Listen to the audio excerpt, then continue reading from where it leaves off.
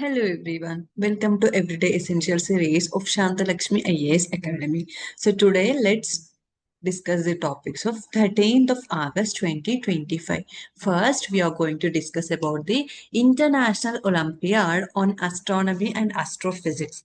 And second, about India Semiconductor Mission. And third, about the open book exams. And fourth, about the Shrestha.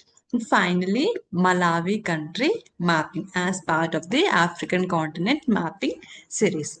So starting with our first topic, that is the International Olympiad on Astronomy and Astrophysics. So now why we are discussing this topic? Because India is currently hosting this 18th IOAA, that is International Olympiad on Astronomy and Astrophysics in Mumbai, which is going to happen for 10 days. That is from the August 11th to August 21st, 2025. So let's see about this 18th International Olympiad on Astronomy and Astrophysics. So this is being conducted at the Geo World Convention Center, Mumbai.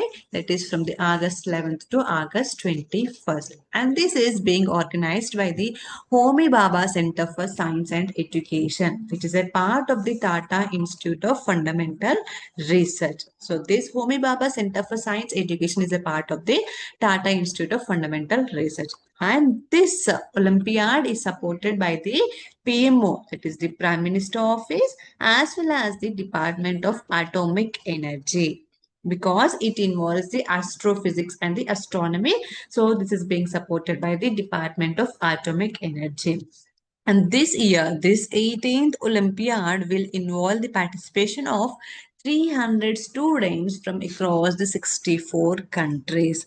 And this year theme is focused on the Vasudhaiva Kutumbakam. The world is one family. So this is about the 18th IOOA, 18th International Olympiad for Astronomy and Astrophysics, which is being held in the Mumbai, India.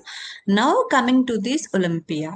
So what is this Olympiad? It is an annual competition in astronomy as well as astrophysics. It is mainly focused for which students? That is the secondary school students. Remember, this is for the secondary school students only. It's an annual competition in astronomy and the astrophysics. So what is the goal of this Olympia? That is to encourage the increasing interest in astronomy and other related subjects, that is the STEM subjects, science, technology, engineering and medicine subjects. The idea was first conceived in the year 2006 to encourage the increasing interest in the astronomy and astrophysics, especially among the secondary school students.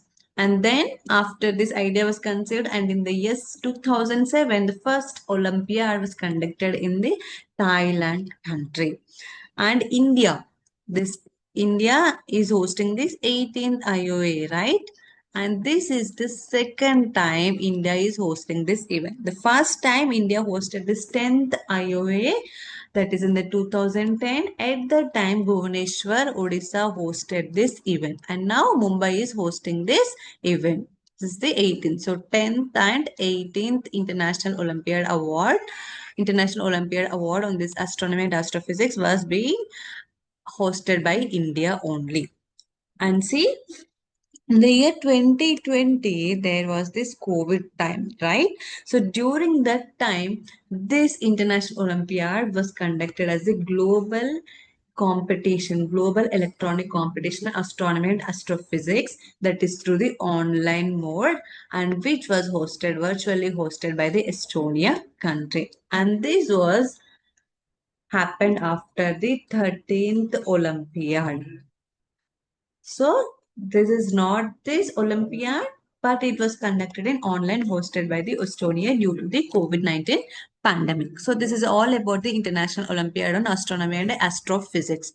Now moving to a second topic, that is the India Semiconductor Mission, ISM. So why we are discussing this? Because the Union Cabinet has approved 4 new projects under this India Semiconductor Mission.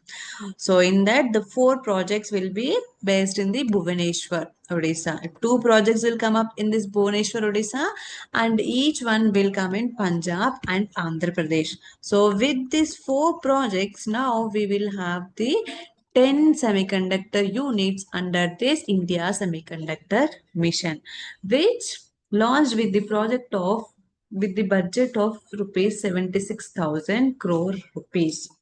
So other semiconductor units are present in Gujarat, Assam, and Maharashtra. So with these 6 states in India, that is the Odisha, Punjab, Andhra Pradesh, Gujarat, Assam, and Maharashtra, now will be having the semiconductor units which are approved under this India Semiconductor Mission. So what is this India Semiconductor Mission? So this was launched in the year 2020, and this is an independent business division under this DIC, which stands for Digital India Corporation.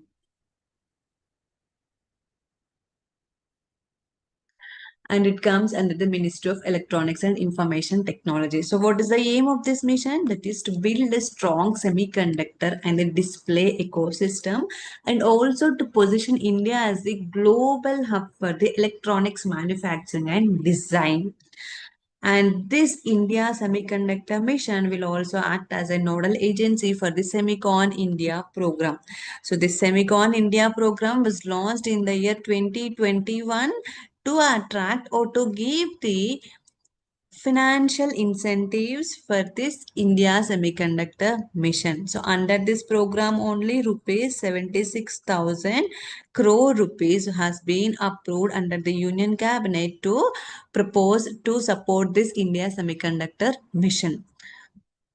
So the focus areas include, so this will focus on manufacturing the semiconductor fabs. That is, the fabs means the fabrication unit. So it will include the manufacturing of integrated ICs, chips for the semiconductors. And the second include the display fabs. It is the fabrication units of the display screens. And third comes this compound semiconductors, silicon photonics or the sensors, including MEMS fabs or the discrete semiconductors fab, and the semiconductor ATMP, which stands for assembly, testing,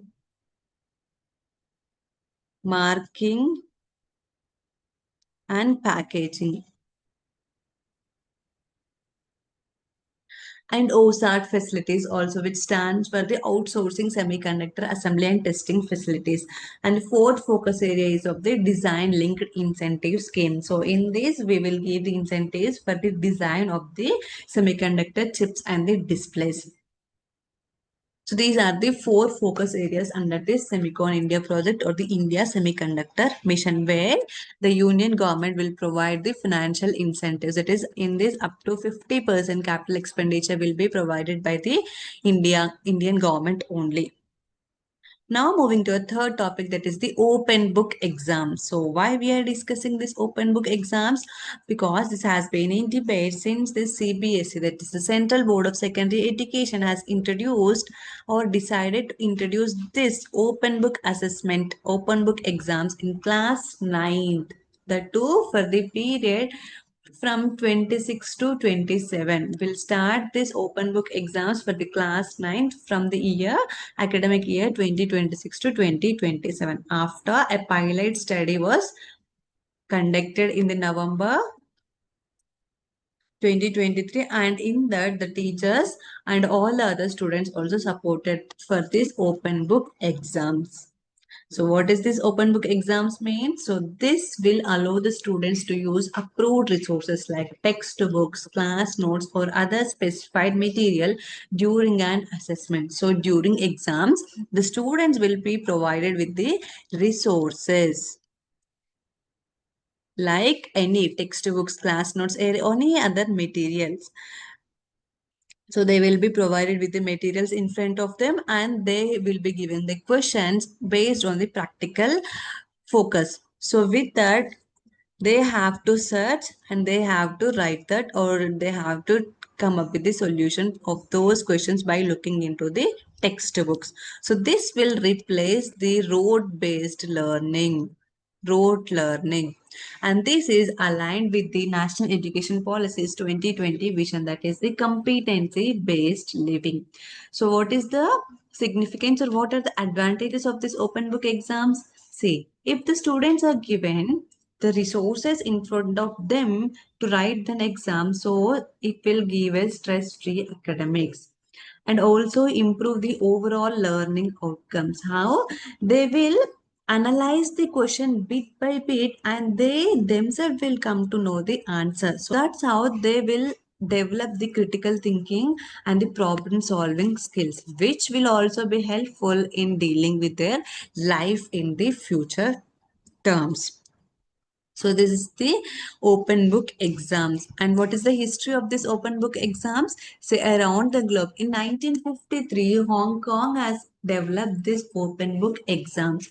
And between 1951 and 1978, the United States of America and the United Kingdom also done practical examinations on this open book exams. And is this the new thing in India, this open book exams? No. In India also, before the CBSE conducted this open text-based assessment in the year 2014 for class 9 and the class 11 based on for different subjects. So here it included on the math, science and the social science. And here they focused on the biology and other subjects.